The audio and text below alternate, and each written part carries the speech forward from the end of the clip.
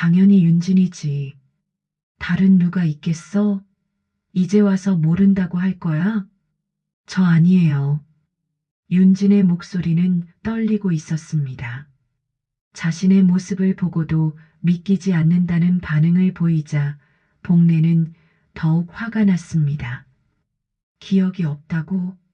윤진이가 직접 우리 집 앞에 음식물 쓰레기를 갖다 놓는 영상이 여기 있는데 기억이 없다고?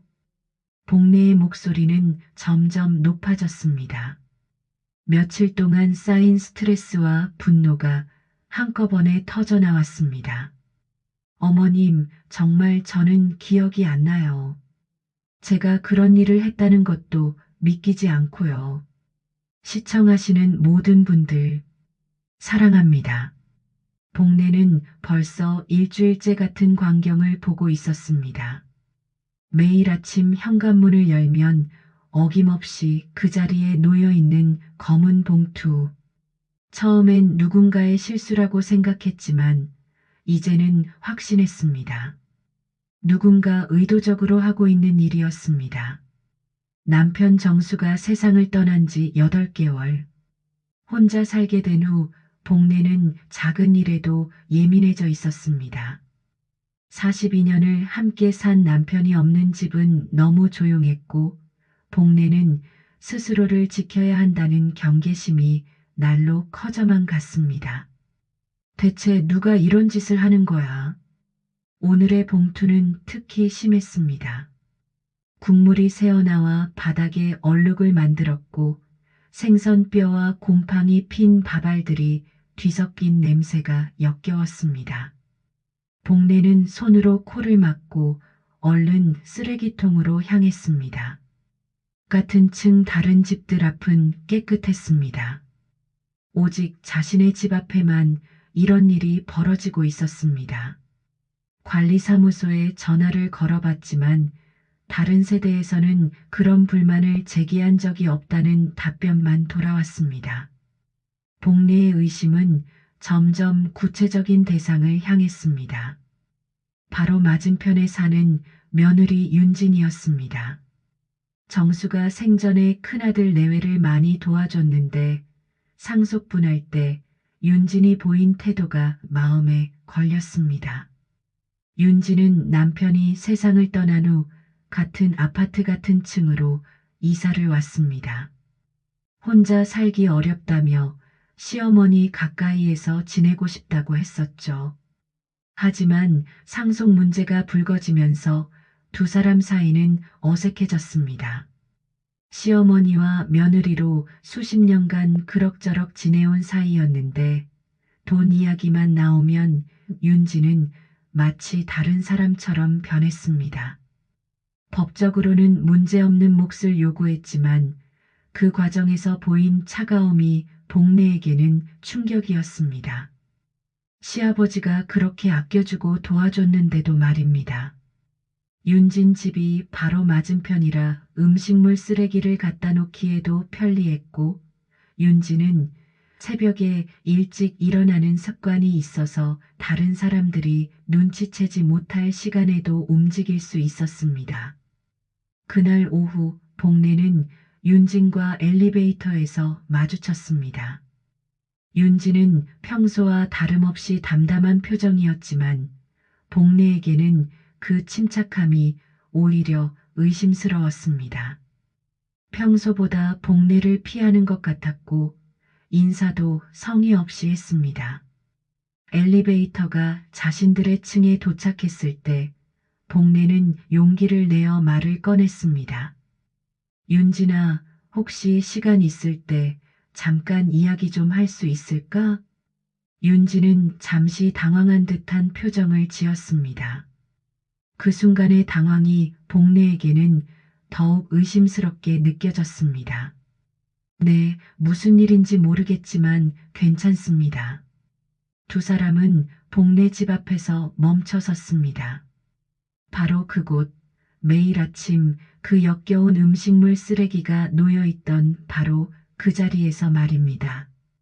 윤진아, 혹시 최근에 우리 집 앞에 이상한 일이 있었는지 눈치챘니? 복례는 윤진의 첫 반응을 놓치지 않으려고 조심스럽게 말문을 열었습니다.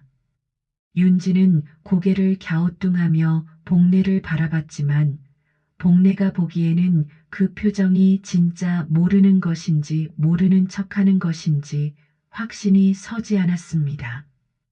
이상한 일이요? 무슨 일을 말씀하시는 거예요? 윤진의 목소리에는 미묘한 떨림이 있었습니다. 복례는 그것을 놓치지 않았습니다. 요즘 매일 아침마다 우리 집 현관 앞에 음식물 쓰레기가 놓여 있어. 벌써 일주일째 계속되고 있는데 누가 그런 짓을 하는지 모르겠네. 윤진의 얼굴에 놀라는 표정이 스쳤습니다. 하지만 그 놀라는 표정이 너무 과장된 것 같아서 복례는 오히려 의심이 더 커졌습니다. 그런 일이 있었다니 정말 기분 나쁘셨겠어요. 누가 그런 몰상식한 짓을 하는 걸까요?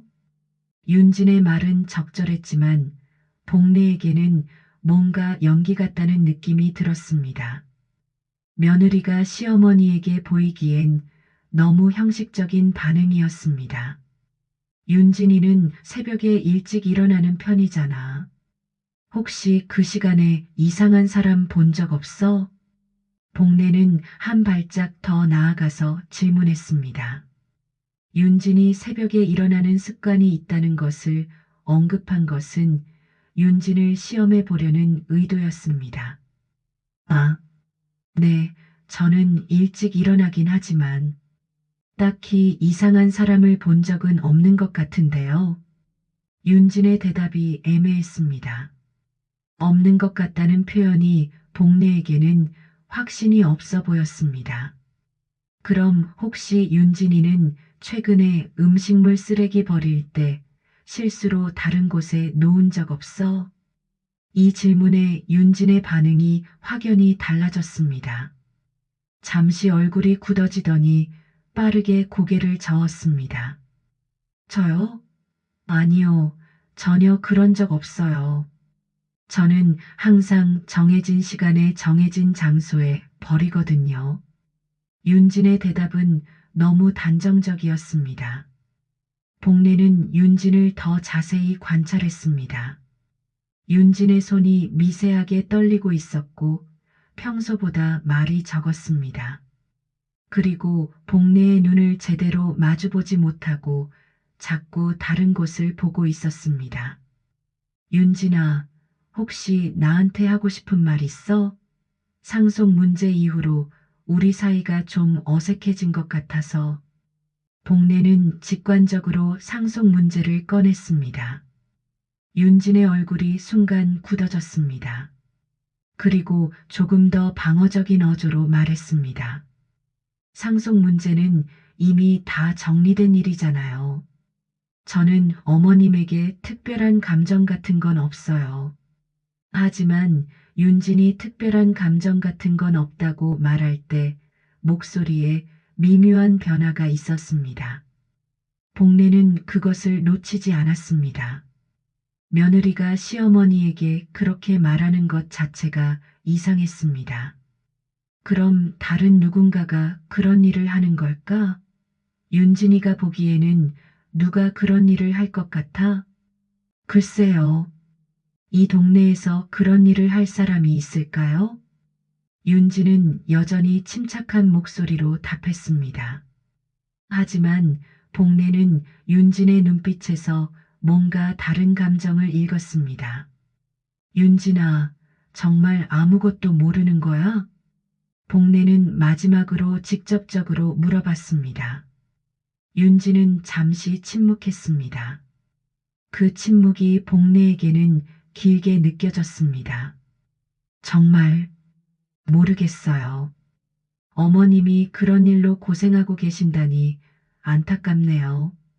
복례는 확신했습니다. 윤진이 뭔가를 숨기고 있다는 것을.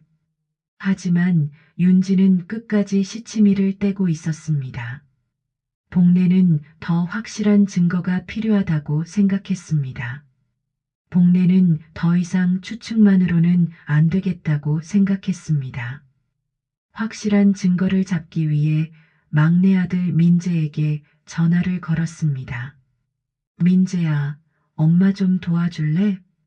엄마, 무슨 일이에요? 목소리가 왜 그래요? 복례는 지난 일주일간의 일들을 민재에게 자세히 설명했습니다. 매일 아침 현관 앞에 놓여 있는 음식물 쓰레기, 윤진과의 수상한 대화까지 모든 것을 말했습니다. 정말요? 그런 일이 있었다고요? 그럼 정말 누군가가 일부러 그런 짓을 하고 있는 거네요. 그런 것 같아. 그런데 증거가 없으니까 어떻게 할 수가 없더라. 엄마, 요즘 소형 보안 카메라가 많이 나와 있어요. 인터넷으로 주문해서 설치해 드릴게요. 이틀 후, 민재는 어머니와 함께 현관 앞에 작은 무선 카메라를 설치했습니다. 카메라는 움직임을 감지하면 자동으로 녹화를 시작하고 휴대폰으로도 실시간 영상을 확인할 수 있었습니다. 이제 누가 그런 짓을 하는지 꼭 잡을 수 있을 거예요. 첫날과 둘째 날 밤은 아무 일도 일어나지 않았습니다. 복례는 조금 실망했지만 며칠 더 기다려보기로 했습니다. 그런데 셋째 날 새벽 3시 17분, 복례의 휴대폰에서 알림음이 울렸습니다. 복례는 깜짝 놀라며 휴대폰을 확인했습니다. 심장이 빠르게 뛰기 시작했습니다. 복례는 서둘러 영상을 재생했습니다. 그리고 그 영상을 보는 순간 복례는 말문이 막혔습니다. 화면에는 하얀 수면복을 입고 맨발인 채로 나타나는 여성의 모습이 보였습니다. 그 여성은 손에 검은 봉투를 들고 있었고 조심스럽게 복례 집 현관 앞에 그것을 내려놓았습니다. 역시 윤진이었어. 하지만 뭔가 이상했습니다. 윤진의 모습이 평소와 달랐습니다. 움직임이 느리고 부자연스러웠고 얼굴 표정도 멍한 상태였습니다. 마치 잠결에 걸어 다니는 것 같았습니다. 복례는 영상을 여러 번 다시 봤습니다. 윤진은 봉투를 내려놓은 후 다시 자신의 집으로 돌아갔습니다. 그 과정에서 윤진은 주변을 전혀 살피지 않았고 평소 윤진이라면 보였을 법한 경계심도 전혀 없었습니다. 이상해. 왜 저런 표정이지? 윤진의 표정에 주목했습니다. 평소에 또렷하고 차분한 모습이 아니라 마치 의식을 잃은 사람처럼 초점 없는 눈빛이었습니다. 하지만 복례의 분노는 윤진이 범인이라는 사실에 더 집중되어 있었습니다. 역시 자신의 직감이 맞았습니다. 윤진이 상속 문제로 앙심을 품고 이런 유치한 복수를 하고 있었던 것입니다. 복례는 잠을 이루지 못했습니다. 계속 영상을 다시 보면서 윤진의 행동을 분석했습니다. 분노와 배신감, 그리고 묘한 불안감이 복례의 마음을 어지럽혔습니다. 아침 7시가 되자 복례는 곧바로 윤진 집으로 향했습니다. 이번에는 확실한 증거가 있으니까 윤진이 아무리 발뺌해도 소용없을 것이었습니다. 초인종을 눌렀습니다. 잠시 후 윤진이 잠옷 차림으로 문을 열었습니다. 윤진은 이른 아침에 찾아온 시어머니를 보고 놀란 표정을 지었습니다. 어머님? 이른 아침에 무슨 일이세요?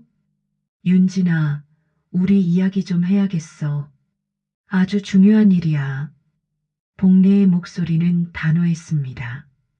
윤진은 복례의 심각한 표정을 보고 뭔가 큰일이 났다고 생각했습니다. 윤진은 복례를 거실로 안내했습니다. 두 사람은 소파에 마주 앉았습니다. 복례는 휴대폰을 꺼내서 어젯밤 촬영된 영상을 윤진에게 보여줬습니다. 이거 봐. 윤진은 영상을 보더니 점점 얼굴이 창백해졌습니다. 화면에는 분명히 윤진 본인이 나와 있었습니다. 자신이 입고 있는 수면복, 자신의 체형, 자신의 얼굴까지 모든 것이 틀림없었습니다. 이게 정말 저인가요? 윤진의 목소리는 떨리고 있었습니다. 자신의 모습을 보고도 믿기지 않는다는 반응을 보이자 복래는 더욱 화가 났습니다. 당연히 윤진이지. 다른 누가 있겠어? 이제 와서 모른다고 할 거야? 아니, 정말. 저는 이런 일을 한 기억이 전혀 없어요. 윤진은 영상을 다시 한번 봤습니다. 분명히 자신의 모습이었지만 뭔가 이상했습니다. 평소 자신의 움직임과는 달랐고 표정도 멍해 보였습니다. 기억이 없다고? 윤진이가 직접 우리 집 앞에 음식물 쓰레기를 갖다 놓는 영상이 여기 있는데 기억이 없다고? 복래의 목소리는 점점 높아졌습니다. 며칠 동안 쌓인 스트레스와 분노가 한꺼번에 터져 나왔습니다.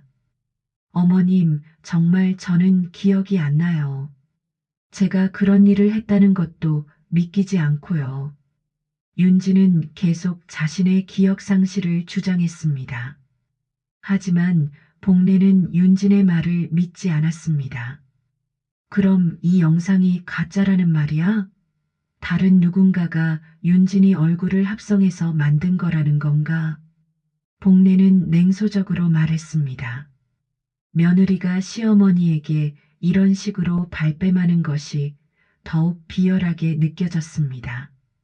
아니요, 분명히 제 모습이 맞아요. 하지만 정말 기억이 안 나는 게 사실이에요. 그럼 왜 이런 일을 한 거야? 나한테 무슨 원망이 있었니? 상속 문제 때문이야? 복래는 직접적으로 상속 문제를 언급했습니다. 윤진의 얼굴에 미묘한 변화가 일어났습니다. 상속 문제와는 관련이 없어요. 그건 이미 다 정리된 일이잖아요. 정리된 일이라고? 윤진이가 그때 어떤 태도를 보였는지 내가 다 기억하고 있어. 복래는 상속 분할 당시의 일들을 거론하기 시작했습니다. 시아버지가 생전에 큰아들 내외를 얼마나 도와줬는지, 그런데도 윤진이 어떻게 차가운 태도로 자신의 몫을 챙기려고 했는지를 말했습니다. 시아버지가 그렇게 아껴주고 도와줬는데 세상을 떠나시자마자 법정 상속분부터 따지고 차가운 태도를 보인 것이 당연하다고 생각해? 윤진은 복래의 말을 들으며 점점 얼굴이 굳어졌습니다. 그때 일은 분명히 법적으로 문제가 없었지만 시어머니가 그렇게 생각하고 있다는 것을 처음 알았습니다. 어머님, 저는 그때 제가 받을 몫만 받은 거예요. 욕심을 부린 게 아니라, 욕심을 부린 게 아니라고? 시아버지가 살아계실 때는 언제나 우리를 의지하더니 세상을 떠나시자마자 그런 태도를 보인 것이 당연하다고? 복래는 그간 쌓였던 감정들을 쏟아냈습니다.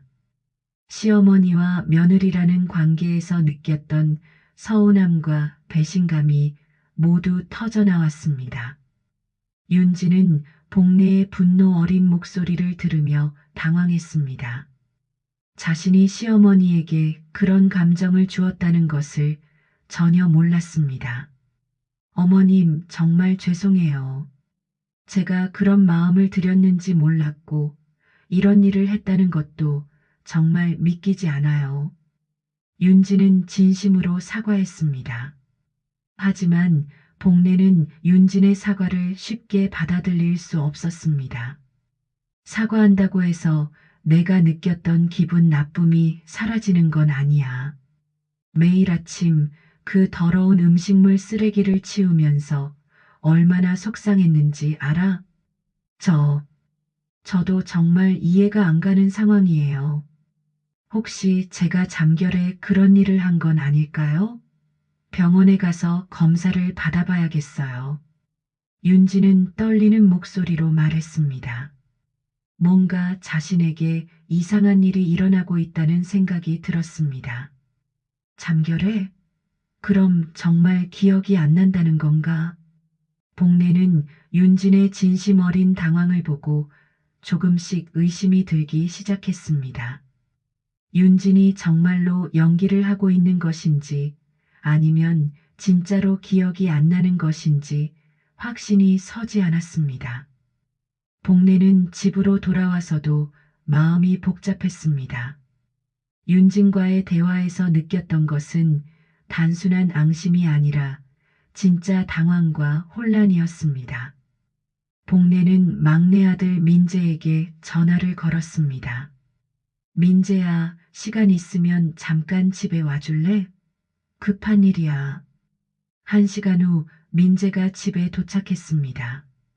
복례는 민재에게 어젯밤 촬영된 영상을 보여주고 오늘 아침 윤진과 나눈 대화를 자세히 설명했습니다. 민재는 영상을 보고 깜짝 놀랐습니다. 정말 형수님이네요. 그런데 뭔가 이상해요. 뭐가 이상해? 형수님의 움직임이 평소와 다른 것 같아요. 너무 느리고 마치 잠결에 걸어가는 것 같네요. 민재의 말에 복례도 다시 영상을 자세히 봤습니다. 정말로 윤진의 움직임이 평소와 달랐습니다. 몽유병? 네, 제가 어렸을 때 형수님이 가끔 밤에 잠결에 돌아다닌다고 형이 말한 적이 있어요. 민재의 말을 들으니 복례도 희미하게 기억이 났습니다. 몇 년 전에 큰아들이 윤진이 가끔 잠결에 일어나서 돌아다닌다고 걱정스러워했던 적이 있었습니다. 그럼 혹시 형수님이 몽유병으로 그런 행동을 한 걸까요? 가능성이 높아 보여요. 몽유병 환자들은 잠든 상태에서도 복잡한 행동을 할 수 있거든요. 그리고 깨어나면 전혀 기억하지 못해요. 민재의 설명을 들으니 복례는 혼란스러워졌습니다. 만약 윤진이 정말로 몽유병 때문에 그런 행동을 했다면 며느리를 탓할 수는 없는 일이었습니다. 민재와 복례는 다시 한번 영상을 자세히 분석했습니다. 윤진의 표정, 걸음걸이, 전체적인 행동 패턴을 살펴봤습니다. 그러자 평소 윤진과는 확실히 다른 모습들이 눈에 띄었습니다. 그런데 엄마, 만약 정말 몽유병이라면 치료를 받아야 해요. 민재의 말에 복례는 윤진에 대한 걱정이 생겼습니다. 분노했던 마음이 조금씩 누그러지면서 며느리의 상황을 이해하려고 노력했습니다. 그럼 내가 윤진이한테 병원에 가보라고 말해볼까? 그게 좋을 것 같아요. 그리고 혹시 형수님이 요즘 스트레스를 많이 받거나 힘든 일이 있었는지도 물어보세요. 복례는 민재의 말을 듣고 윤진의 최근 상황을 떠올려 봤습니다. 윤진의 남편인 큰아들이 작년에 세상을 떠났고 혼자 살게 되면서 많이 외로워했을 것이었습니다. 그러고 보니 윤진이가 요즘 많이 힘들어했을 것 같긴 해. 복례는 자신이 며느리의 상황을 충분히 이해하지 못했다는 생각이 들었습니다. 상속 문제에만 집중해서 윤진의 감정이나 심리 상태에는 관심을 기울이지 못했습니다. 엄마, 그럼 형수님한테 다시 가서 이야기해 보세요. 이번에는 좀 더 이해하는 마음으로 말이에요. 민재의 조언을 듣고 복례는 다시 윤진을 찾아가기로 했습니다. 하지만 이번에는 추궁하거나 화를 내는 것이 아니라 윤진의 상황을 이해하고 도움을 주려는 마음으로 접근하기로 했습니다. 복례는 마음을 가다듬고 다시 윤진 집으로 향했습니다. 초인종을 눌렀을 때 윤진이 문을 열어주었습니다. 윤진의 얼굴은 아침보다 더 피곤해 보였습니다. 어머님, 다시 오셨네요. 윤진아, 아까는 내가 너무 감정적이었어. 차분하게 다시 이야기하고 싶어서 왔어. 복례의 부드러워진 목소리에 윤진은 조금 안도하는 표정을 지었습니다. 들어오세요. 두 사람은 다시 거실에 앉았습니다. 이번에는 아침과는 다른 분위기였습니다. 복례는 민재에게 들은 몽유병 이야기를 윤진에게 조심스럽게 꺼냈습니다. 윤진아, 혹시 예전에 몽유병이 있었던 적 있니? 윤진의 얼굴에 놀라는 표정이 스쳤습니다. 몽유병은 자신에게 있어서 부끄럽고 숨기고 싶은 과거였습니다. 윤진은 복례의 질문에 잠시 망설였습니다. 몽유병에 대해 이야기하는 것은 쉽지 않았습니다. 하지만 지금 상황에서는 솔직하게 말하는 것이 맞다고 생각했습니다. 네, 맞아요. 예전에 몽유병이 있었어요. 복례는 윤진의 고백을 듣고 마음이 복잡해졌습니다. 정말로 몽유병 때문에 그런 일이 일어났을 가능성이 높아졌습니다. 언제부터 그런 증상이 있었어? 결혼 초기부터 가끔 있었는데 몇 년 전부터 더 심해졌어요. 남편이 살아있을 때는 남편이 깨워주곤 했는데 이제는 혼자라서 제가 언제 일어나서 돌아다니는지 알 수가 없어요. 윤진의 목소리가 점점 작아졌습니다. 남편 이야기가 나오자 눈시울이 붉어졌습니다. 그럼 혹시 최근에도 그런 증상이 있었던 건가? 솔직히 말하면 남편이 세상을 떠난 후로 혼자 살게 되면서 증상이 더 심해진 것 같아요. 가끔 아침에 일어나면 제가 기억하지 못하는 일들의 흔적이 있을 때가 있거든요. 복례는 윤진의 상황이 얼마나 힘들었을지 이해가 되었습니다. 혼자 살면서 자신도 모르는 사이에 무슨 일을 하고 있는지 모른다는 것은 정말 무서운 일이었습니다. 그럼 병원에는 가봤어? 몇 년 전에 한 번 갔었는데 그때는 스트레스를 줄이고 규칙적인 생활을 하라는 조언만 들었어요. 약도 처방받았지만 부작용이 있어서 끊었고요. 복례는 윤진이 혼자서 이 문제를 감당하려고 했다는 것을 알았습니다. 시어머니에게도 말하지 못하고 혼자서 끙끙 앓고 있었을 윤진을 생각하니 미안한 마음이 들었습니다. 윤진아, 혹시 요즘 특별히 스트레스 받을 일이 있었어? 윤진은 잠시 침묵했습니다. 그리고 조심스럽게 입을 열었습니다. 사실 어머님과의 관계 때문에 많이 속상했어요. 나와의 관계, 네, 상속 문제 이후로 어머님이 저를 멀리 하시는 것 같아서 마음이 아팠어요. 저도 어떻게 해야 할지 몰라서 그냥 피하게 되었고요. 윤진의 고백을 들으니 복례는 자신도 모르게 며느리에게 상처를 주었다는 것을 깨달았습니다.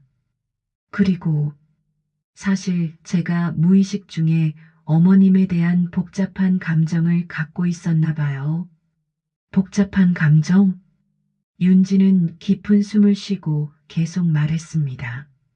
상속 문제 때 어머님이 저를 차갑게 대하시는 것 같아서 서운했어요.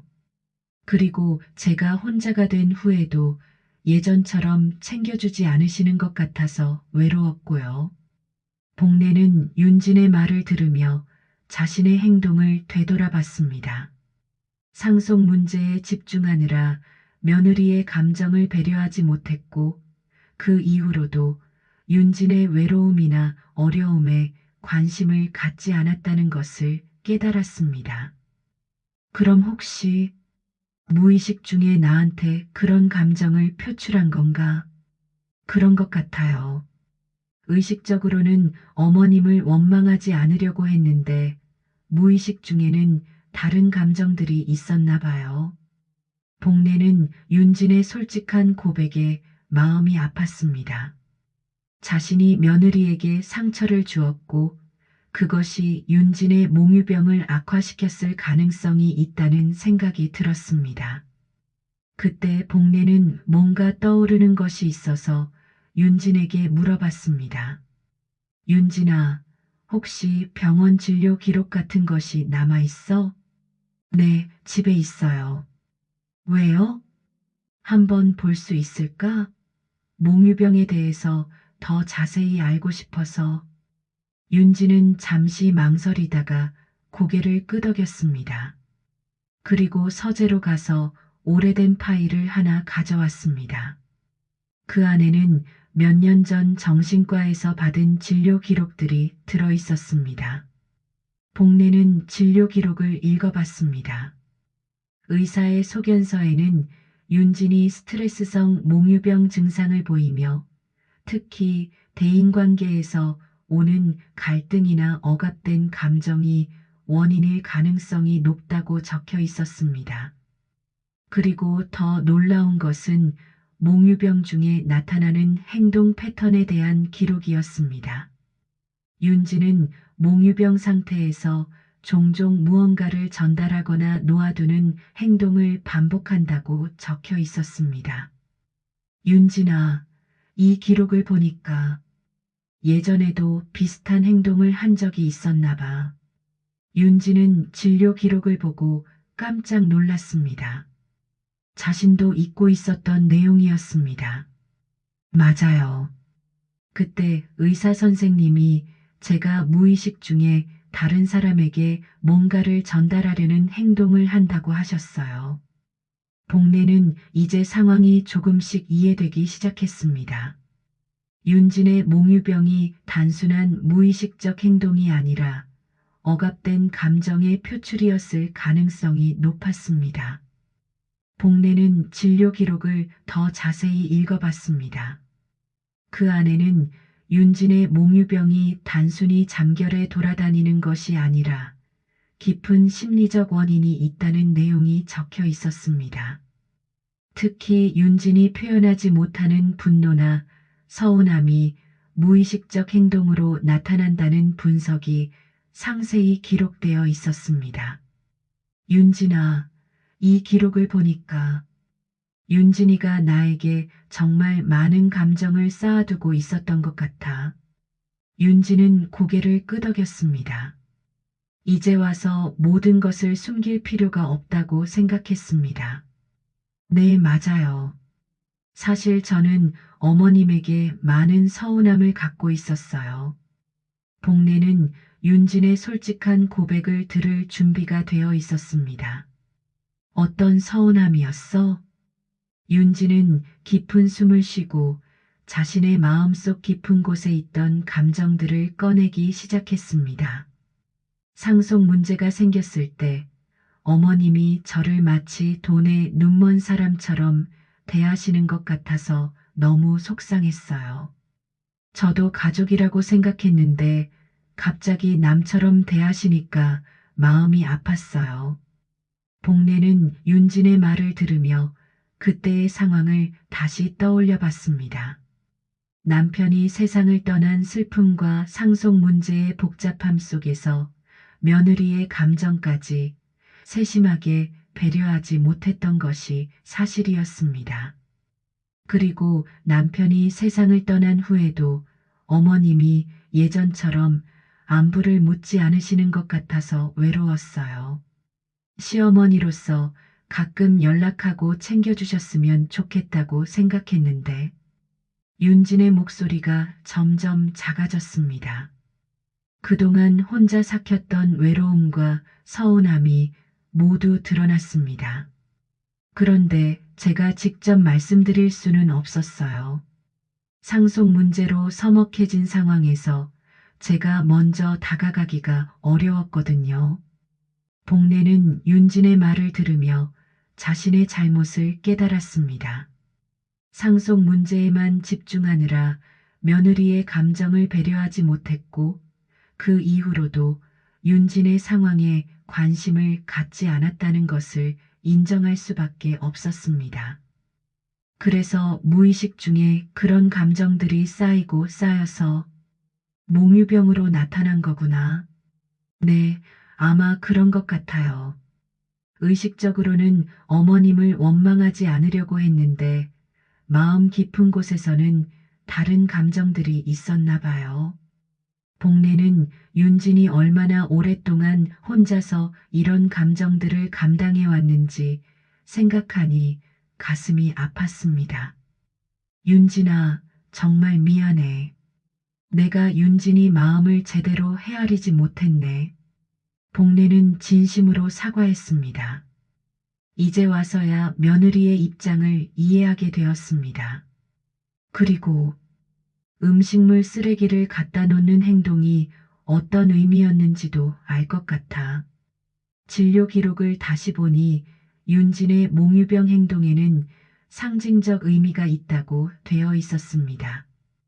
아마 제가 어머님에게 뭔가를 전달하고 싶었던 것 같아요.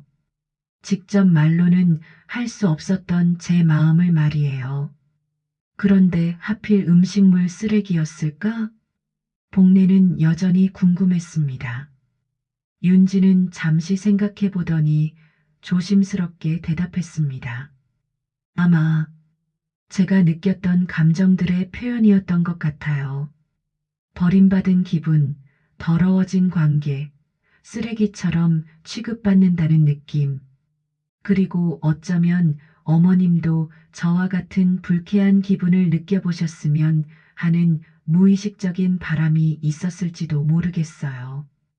복례는 윤진의 말을 들으며 자신이 며느리에게 얼마나 큰 상처를 주었는지 깨달았습니다. 윤진이 느꼈던 모든 감정들이 이런 형태로 표출될 정도로 깊고 오래된 상처였던 것입니다. 윤진아, 내가 정말 잘못했어. 윤진이를 그런 기분이 들게 만들다니. 복례는 진심으로 후회했습니다. 자신의 행동이 며느리에게 어떤 영향을 미쳤는지 이제야 알게 되었습니다. 두 사람은 한동안 조용히 앉아 있었습니다. 그동안 쌓였던 오해와 감정들이 모두 드러난 상황에서 어떻게 해야 할지 생각하고 있었습니다. 어머님, 저도 죄송해요. 제가 직접 말씀드렸어야 했는데 이런 식으로 표현해서 어머님을 힘들게 만들었네요. 윤진도 자신의 잘못을 인정했습니다. 비록 무의식적인 행동이었다고 해도 시어머니에게 불쾌감과 스트레스를 준 것은 사실이었습니다. 그럼 이제 어떻게 해야 할까? 복례는 윤진에게 물었습니다. 이제 문제의 원인을 알았으니 해결 방법을 찾아야 했습니다. 일단 병원에 가서 정확한 진단을 받아보겠어요. 그리고 약물 치료나 상담 치료를 받아야 할 것 같아요. 윤지는 자신의 상태를 제대로 치료받겠다는 의지를 보였습니다. 그리고 혹시 어머님이 괜찮으시다면 저희 관계도 다시 회복해 볼 수 있을까요? 윤진의 조심스러운 제안에 복례는 고개를 끄덕였습니다. 물론이야. 나도 윤진이와 예전처럼, 아니, 예전보다 더 진솔한 관계로 지내고 싶어. 두 사람은 서로를 바라보며 미소를 지었습니다. 오랫동안 쌓였던 오해와 감정들이 해소되는 순간이었습니다. 그로부터 한 달이 지났습니다. 윤지는 약속대로 병원에 가서 정확한 진단을 받았습니다. 의사는 윤진의 몽유병이 만성 스트레스와 억압된 감정으로 인한 것이라고 확진했습니다. 그리고 적절한 약물 치료와 함께 정기적인 상담 치료를 받기 시작했습니다. 복례는 윤진의 치료 과정을 옆에서 지켜봤습니다. 병원에 같이 가주기도 하고 평소보다 자주 안부를 물어보며 윤진이 외롭지 않도록 신경 썼습니다. 오늘 상담은 어땠어? 복례는 윤진이 병원에서 돌아오자 마주 나가서 물어봤습니다. 많이 좋아진 것 같아요. 선생님이 제가 감정을 표현하는 방법을 많이 배우고 있다고 하시네요. 윤지는 밝은 표정으로 대답했습니다. 치료를 받으면서 자신의 감정을 이해하고 표현하는 방법을 배우고 있었습니다. 그래도 아직은 약을 먹고 있어서 혹시 모르니까 조심해야 해요. 윤지는 여전히 몽유병 약을 복용하고 있었습니다. 의사가 완전히 안정될 때까지는 계속 약을 먹어야 한다고 했습니다. 괜찮아. 시간이 걸리더라도 천천히 치료해. 내가 옆에서 도와줄게. 복례는 윤진을 격려했습니다. 두 사람의 관계도 많이 회복되었습니다. 예전처럼 자주 만나서 이야기를 나누고 서로의 안부를 챙기게 되었습니다. 어머님, 그때 제가 너무 성급하게 행동했던 것 같아요. 윤지는 상속 문제에 대해서도 자신의 잘못을 인정했습니다. 아니야. 나도 윤진이 입장을 충분히 이해하지 못했어. 서로 상대방의 마음을 헤아리지 못했던 거지. 복례도 자신의 부족했던 점을 인정했습니다. 서로 상대방의 입장을 이해하려고 노력하면서 관계가 더욱 단단해졌습니다. 하지만 완전히 해결된 것은 아니었습니다. 윤진의 몽유병은 여전히 가끔 나타났고 스트레스를 받으면 증상이 심해지기도 했습니다. 어젯밤에 또 일어나서 돌아다녔나 봐요. 윤진은 아침에 일어나서 자신이 기억하지 못하는 흔적들을 발견할 때마다 복례에게 알렸습니다. 혼자 감당하지 않고 시어머니와 함께 이 문제를 해결해 나가기로 했습니다. 괜찮아. 선생님이 완전히 좋아지려면 시간이 걸린다고 했잖아. 복례는 윤진을 위로했습니다. 급하게 완치를 기대하지 않고 꾸준히 치료받는 것이 중요하다고 생각했습니다. 민재도 가끔 와서 형수님의 상태를 확인했습니다. 카메라는 여전히 설치되어 있었지만 이제는 윤진을 감시하기 위한 것이 아니라 윤진의 안전을 위한 것이었습니다. 형수님, 요즘은 어떠세요? 많이 좋아졌어. 민재 덕분에 문제를 해결할 수 있었네. 윤진은 민재에게 고마워했습니다. 몇 개월 후 윤진의 상태는 많이 호전되었습니다.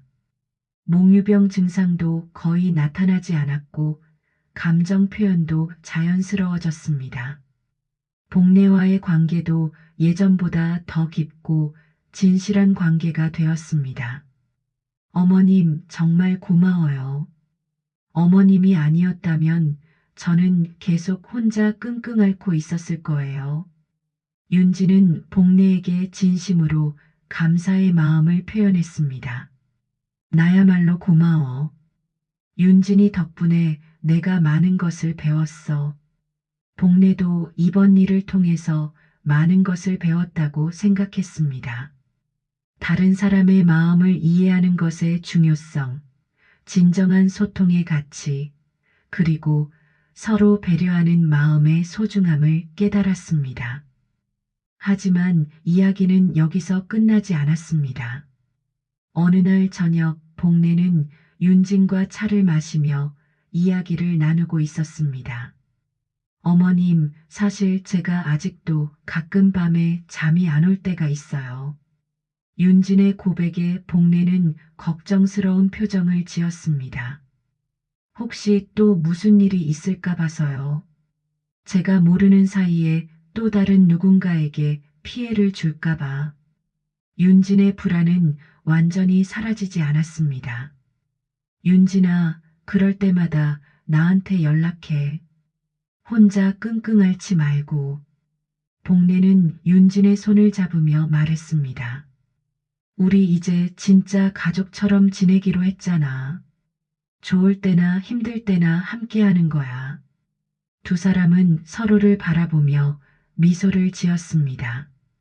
이제 이들의 관계는 이전과는 완전히 달랐습니다. 형식적인 시어머니와 며느리 관계가 아니라 서로의 아픔을 이해하고 함께 극복해 나가는 진정한 가족이 된 것입니다. 어떤 관계든 완벽할 수는 없습니다. 오해도 생기고 상처도 주고받을 수 있습니다. 하지만 중요한 것은 그런 어려움을 함께 극복해 나가려는 마음과 노력입니다. 복례와 윤진의 이야기는 그런 진정한 가족 관계가 무엇인지를 보여주는 따뜻한 이야기였습니다. 재미있었다면 박수 짝짝, 눈치 보지 말고 좋아요. 꼭 다음 편에서 또 만나요.